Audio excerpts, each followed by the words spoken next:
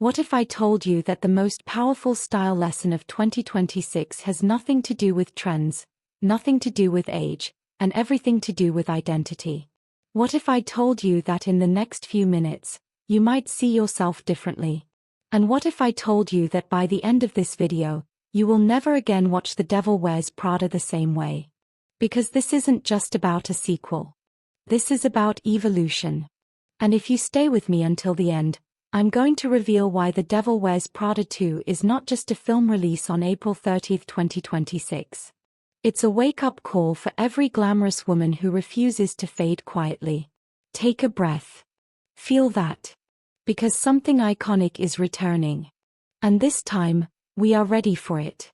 When The Devil Wears Prada first graced the screen in 2006, it wasn't just a fashion movie. It was a cultural earthquake. Directed by David Frankel, written by Aline Brosh McKenna, and brought to life by the unforgettable Meryl Streep as Miranda Priestly, alongside Anne Hathaway, Emily Blunt, and Stanley Tucci, it defined ambition in stilettos. It showed us power in a woman's silhouette. It made us question sacrifice, success, identity. Back then, many of us were younger. Hungry. Trying to prove ourselves. Trying to enter rooms that did not open easily. Miranda intimidated us. Andy represented us. Emily challenged us. But now, nearly 20 years later, the sequel arrives in a different world. And more importantly, we are different women. The Devil Wears Prada 2, inspired by the novel Revenge Wears Prada by Lauren Weisberger, is not just continuing a story. It is confronting time. It is confronting relevance. It is confronting legacy. And that is where it becomes deeply personal. Because let me ask you something. When was the last time you felt underestimated? When was the last time someone assumed your best years were behind you? When was the last time you walked into a room and felt invisible? Now imagine walking into that same room. With Miranda Priestly's composure. With the calm authority of a woman who no longer needs approval.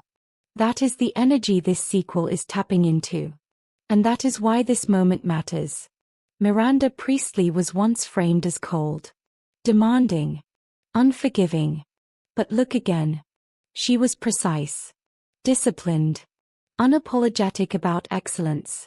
In 2006, the conversation was about whether she sacrificed too much. In 2026, the conversation shifts. How did she endure? How did she remain at the top? How did she survive decades in an industry obsessed with youth? And here is the powerful truth.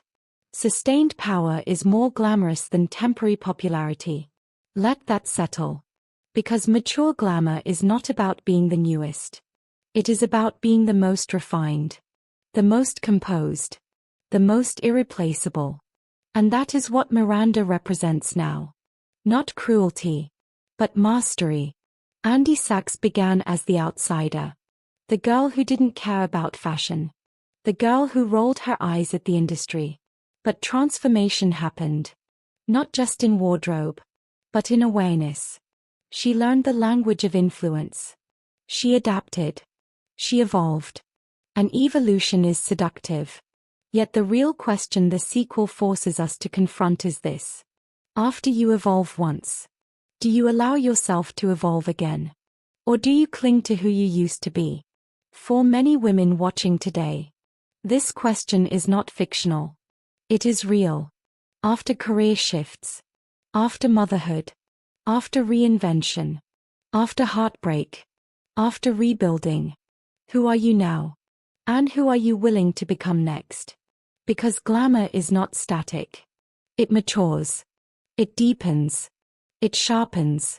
The fashion in the original film was a character in itself. Structured coats. Impeccable tailoring. Shoes that echoed authority. Clothing was language. Hierarchy. Signal. And in 2026, that language evolves. Today, power dressing is not about imitation of youth. It is about intentionality. Luxurious fabrics. Confident lines. Understated dominance. A woman who knows exactly why she chose that coat. That lipstick. That silence. Silence can be the most intimidating accessory in the room. And mature women understand this. Revenge Wears Prada suggests tension, conflict, unfinished business. But let's redefine revenge. After 45, revenge is not loud. It is quiet success. It is inner peace. It is walking past someone who doubted you and feeling nothing. Because indifference is elegant. And elegance is power under control. There is something magnetic about a woman who no longer argues with her worth. You feel it before she speaks. You sense it before she moves. That is the energy this sequel has the potential to capture. Legacy. When we first watched The Devil Wears Prada, we were learning. Now we are teaching. Now we are mentoring. Now we are setting standards. And standards are seductive. A woman with standards does not chase. She selects. She curates. She chooses. And choosing yourself is the ultimate act of glamour. The world has shifted since 2006. Women over 45 are founders, CEOs, creators, visionaries. We are no longer background characters. We are the storyline. So when this sequel arrives, it lands in a cultural landscape where mature femininity is rising. And that changes everything. Because now we do not watch Miranda as a cautionary tale. We watch her as a case study. What did she do right? What did she protect? What did she refuse to tolerate? And what are we still tolerating that no longer aligns? Take a breath. Because this is where the transformation begins. If your life were a sequel, what would you adjust? Would you speak more directly? Would you dress more boldly?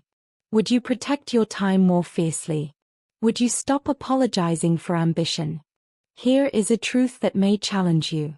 Youth seek validation. Maturity seeks alignment. And alignment is infinitely more glamorous. The sequel is not about repeating the past. It is about confronting who you are now. Because reinvention is not betrayal. It is evolution. And evolution is elegant. Imagine this. Opening night. April 30th, 2026. Lights dim. The screen glows.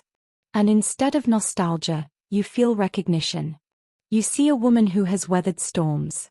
Maintained standards. Adapted without surrendering identity. And you realize. You have done the same. This is not just cinematic entertainment. It is a mirror. A mirror that asks. Are you shrinking? Or are you expanding? Because expansion is inevitable. The only question is whether you resist it. Or embody it. There is something extraordinary about becoming more powerful with time. Society once told women their prime had an expiration date. But look around. The most compelling women today are seasoned. Grounded. Strategic. They do not rush. They decide. And decisiveness is magnetic. Miranda's calm voice carried authority. Not because she yelled, but because she rarely needed to. That is a lesson worth absorbing. Volume is not power. Control is. And control begins internally. The Devil Wears Prada 2 offers us an invitation. Not to copy characters, but to study them. To extract insight. To refine our own presence. To upgrade our own narrative. Because your story is not finished. It is unfolding. And the second act can be richer than the first. In fact, it often is. The difference between a young ambitious woman and a mature glamorous woman is not capability. It is clarity. Clarity about boundaries. Clarity about priorities. Clarity about self-worth.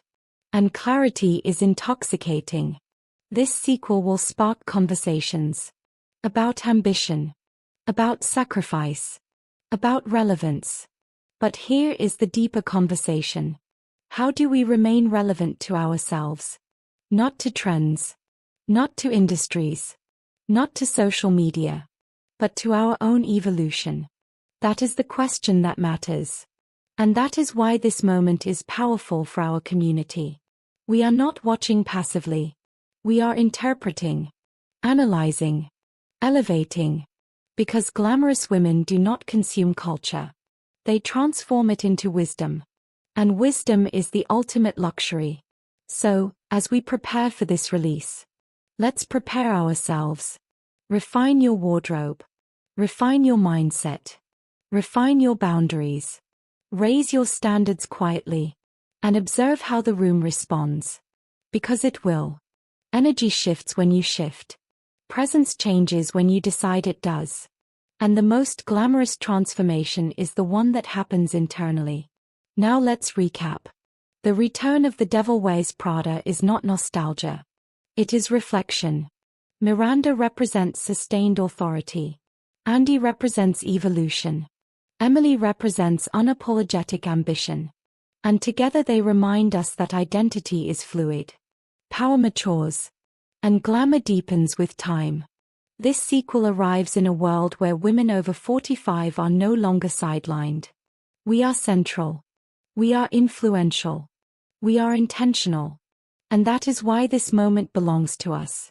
If this perspective awakened something in you, if you felt seen, if you felt challenged, if you felt inspired to elevate your own narrative, then I invite you to stay connected. Comment below and tell me, which character do you resonate with now? Not in 2006, but today. Share your reflection. Because your voice adds depth to this community.